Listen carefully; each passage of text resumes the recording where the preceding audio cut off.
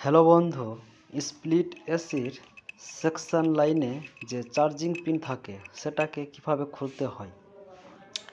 Split এসির section লাইনে যে চার্জিং পিন থাকে সেটিকে খোলার জন্য এনআরভির যে কেপ সেটাকে নিব এবং সেকশন লাইনের চার্জিং পিনে ঢুকিয়ে অ্যান্টি ক্লকওয়াইজ ঘোরাবো।